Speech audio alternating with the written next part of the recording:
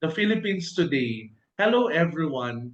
Joining us tonight is the Philippine Education Policy Analyst, Mr. Adnan Ahmad. Good evening, Mr. Ahmad. Good evening, Reyron. Thank you for having me on. Okay, we start. Tell us your observation to the current public school system in the countryside. What were your observations? In the countryside, there are there is again room for improvement that needs to be made. The DepEd under the previous administration had this program. The program was called the Last Mile Schools. So the idea behind Last Mile Schools was to be able to reach children who are located in geographically isolated areas.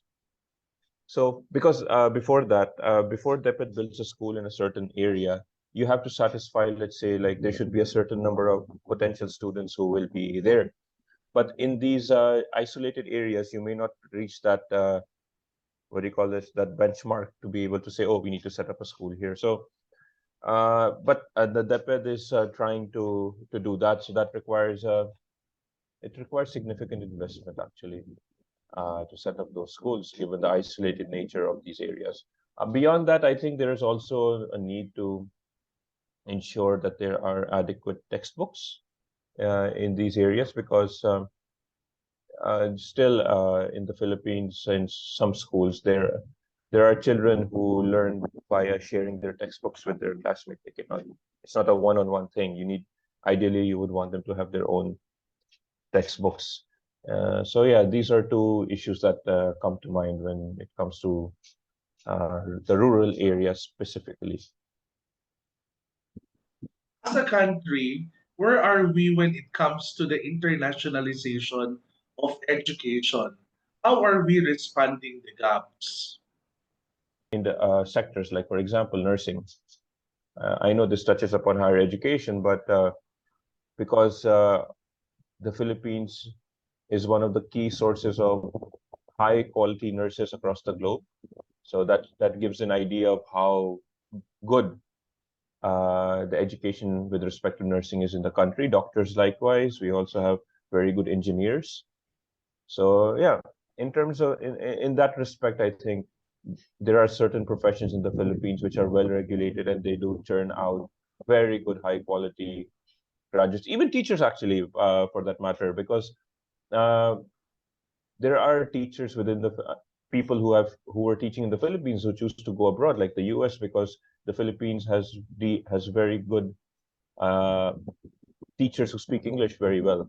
So, for example, in the U.S., they will be poached, so to speak, to go there and teach there instead, and they would, given the relatively higher pay levels.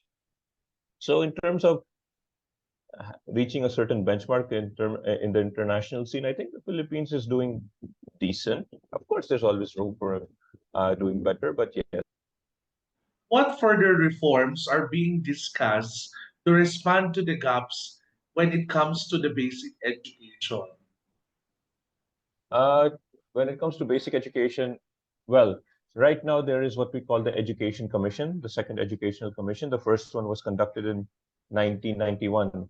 The second one has just been it was the law to have the second EDCOM. We call it EDCOM, but it's Educate Second Congressional Education Commission, or EDCOM 2. The idea here being that it will the policymakers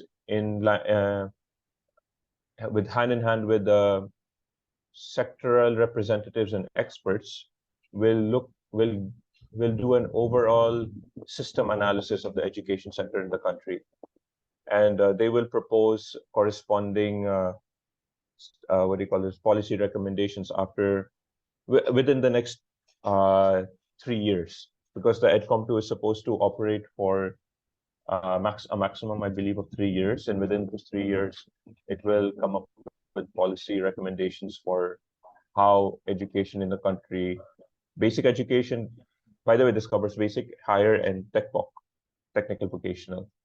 It will come up with policy recommendations on how to perhaps improve on the current system that we have in the country and ensure that our learners are, number one, not left behind.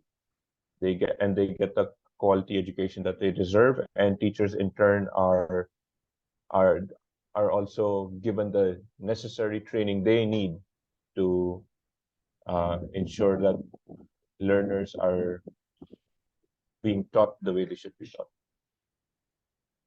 In your assessment, what are the top three issues faced by the basic education in the Philippines?